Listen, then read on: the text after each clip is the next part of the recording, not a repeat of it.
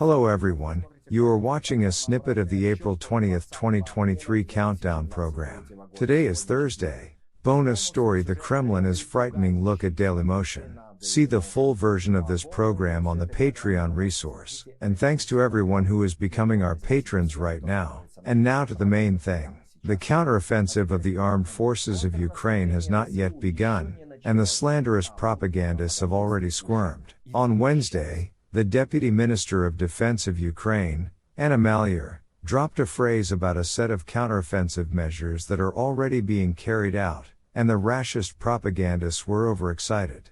Specifically, Maliar stated the following: "It is incorrect to speak narrowly about the counteroffensive. This is a huge complex of actions and activities carried out by the armed forces of Ukraine. This is, first of all, preparing people for a complex of actions, both defensive and offensive. But altogether, if we are talking about our strategic goal, this can be called counteroffensive measures." End of quote. The rashists inflated this phrase almost to the size of the Battle of Stalingrad, which allegedly had already begun. Their nervousness is easy to read. By and large, they are no longer sure of anything. Their vaunted spring offensive failed. The price for not taking Bakhmut had already been paid so much that it was better not to start.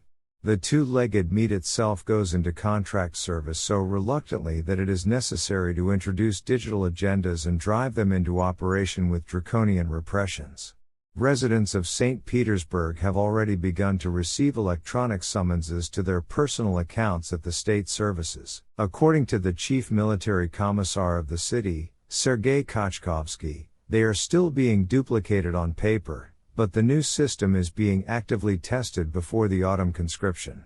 By that time, a unified register of military records will be ready. Meet now went timid and incredulous. Even if you go not for fear, but for money, then, firstly, the Wagner PMC pays more, and secondly, the command there is more sane than in the Ministry of Defense, and in general, Shoigu is not a military man, and his generals have already compromised themselves so much, that the Putlow Führer dismisses one after another.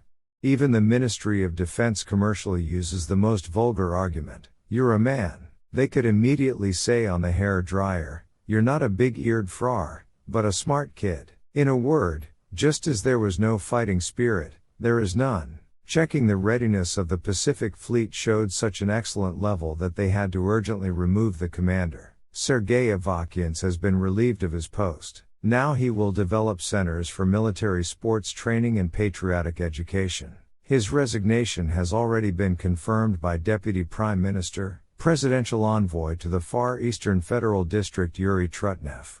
A certain source in TASS is trying to soften the resignation. They say, "Avakians recently turned 65 years old, his grandfather is old, it's time to land and retire." But looking at the energetic young commander-in-chief, dissecting the occupied territories with an icon under his arm, one somehow cannot believe in the decrepitude of the sea wolf. The Ministry of Defense and the command of the Russian Navy are not yet ready to talk about the results of a sudden inspection of the Pacific Fleet, although the very fact of the resignation is eloquent. Several sources hinted in undertones that the results of the audit were negative and revealed serious miscalculations in the management of the fleet. And then NATO Secretary General Stoltenberg arrived in Kyiv. It is clear that for the last clarifications before the start of something grandiose. This conjecture further unnerves the Kremlin and the Defense Ministry. This neurotic exhaustion is included in the menu. Rashists need to be set up for instinctive flight, and then the growing panic in the enemy camp will become a good ally of the armed forces of Ukraine in the liberation of territories. Rashist propagandists are already trembling. A certain Sanyo Belazarov is sending them parcels with plaster busts, very reminiscent of the one that was sent to Fomin Tatarsky's Kobzonary. Propagandist Konstantin Shivkov said that on April 17 he received a parcel with a plaster bust of Marshal Zhukov. The bust was gilded, as was the ill-fated statuette that Tatarsky received at his fiery benefit performance. Frightened, Shivkov turned to the police, believing that this package was directly from the SBU. Later it turned out that 5 identical busts were ordered on April 12 from a workshop in Ulyanovsk. Through the social network Vkontakte, by a mysterious user with the name Sanyo Belazarov. The busts were planned to be delivered to Konstantin Isayev, Konstantin Shivkov, Vladislav Shurigin, Mikhail Tereshchenko, and Timofey Sergeytsev.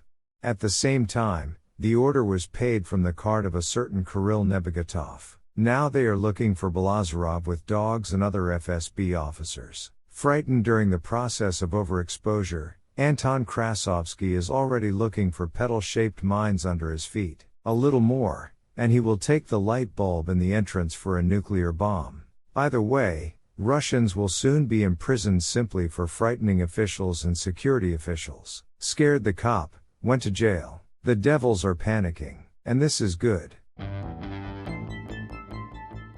Become our patrons now and look further in this program. It is recognized in the West that Putin can go to extremes by using tactical nuclear weapons. In particular, it is possible that this strike could be delivered from the territory of Belarus. The split around the Kremlin is deepening.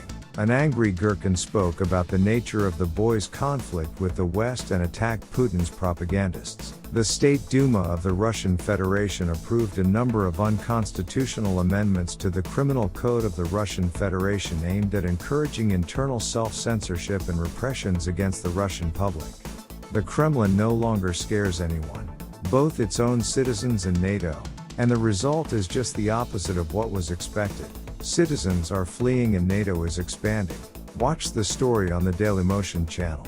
A meteor from the stream of Lyrids flew in the sky over the Kyiv region. And American drones have registered 2 cases of the appearance of certain UFOs in the Middle East and South Asia. That's just the invasion of alien intelligence to humanity was not enough. And that is all. See the full version on Patreon. And thanks to everyone who is becoming our patrons right now. I hugged everyone. I'll meet you tomorrow, on Friday's live broadcast. Glory to Ukraine.